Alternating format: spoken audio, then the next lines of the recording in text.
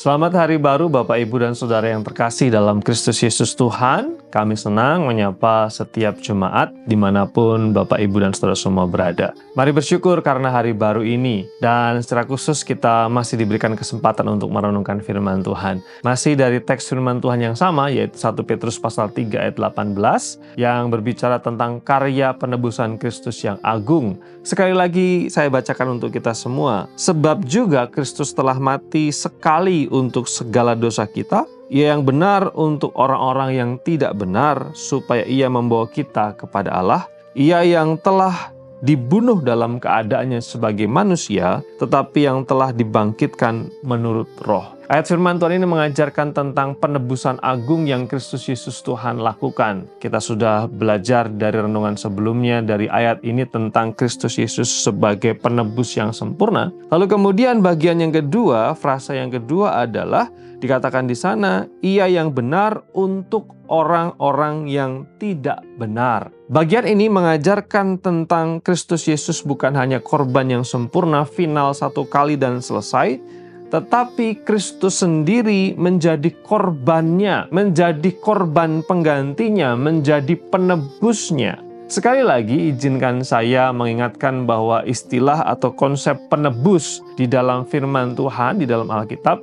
bukan sekedar seperti harga yang kita bayarkan untuk menebus barang kita seperti kita di Pegadaian. Atau misalnya dulu ada perdagangan budak di mana kita membebaskan budak dengan membayarkan budak itu dengan membayarkan uang penebus. Tidak demikian. Tetapi lebih daripada itu, penebusan yang dilakukan Kristus, firman Tuhan mengajarkan harus ada pengganti. Jadi harus ada yang menggantikan posisi dari si budak itu, atau si tergadai itu, atau si terdakwa itu, atau si terhukum itu, untuk mengalami hukuman, mengalami konsekuensi, dan juga mengalami vonis yang sudah ditetapkan. Ketika Kristus Yesus Tuhan menjadi penebus, bukan hanya membayarkan harga, tetapi juga Kristus mengambil tempat kita, menggantikan kita, yang seharusnya kita mengalami konsekuensi dosa,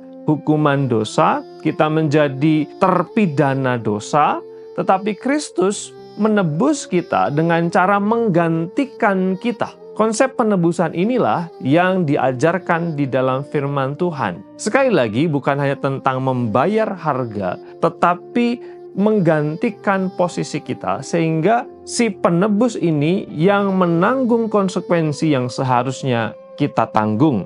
Kristus Yesus sebagai korban penebus yang sempurna. Ia, karena Ia benar, kata firman Tuhan, untuk menggantikan kita orang-orang yang tidak benar. Ayat firman Tuhan ini juga menegaskan apa yang di dalam perjanjian lama, khususnya nubuatan tentang hamba Tuhan yang menderita atau Mesias yang menderita.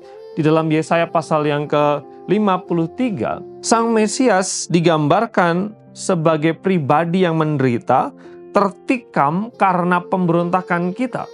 Kita yang memberontak, tapi Sang Mesias yang mengambil bagian untuk bersedia ditikam. Ia diremukkan oleh karena kejahatan kita. Kita yang jahat, tapi Sang Mesias, Sang Penebus itu yang remuk. Ganjaran mendatangkan keselamatan bagi kita ditimpakan kepadanya. Harusnya kita yang menerima ganjaran atau konsekuensi, tetapi Sang Mesias itu yang menanggung ganjaran itu. Kita yang harusnya remuk luka, tetapi Dia yang mengalami bilur dan luka. Inilah yang disebut dengan penebusan. Dan Kristus Yesus Tuhan bukan hanya berkarya satu kali dan selesai dan tuntas, tapi Dia sendiri yang mengambil tempat kita menjadi korban. Bukankah itu luar biasa? Sehingga setiap kita seharusnya bersyukur dan menjalani kehidupan kita dengan penuh tanggung jawab, karena Kristus sudah mengambil hukuman, menanggung hukuman yang seharusnya kita tanggung. Mari kita berdoa. Terima kasih, kami bersyukur kepada Tuhan karena betapa agung karya dan anugerah-Mu melalui salib. Ajar kami untuk terus bersyukur dan menghidupi anugerah itu dengan sungguh-sungguh dengan hidup benar, hidup kudus di hadapan Tuhan. Berkat-Mu atas jemaat Tuhan semua. Dalam nama Yesus kami berdoa. Amin.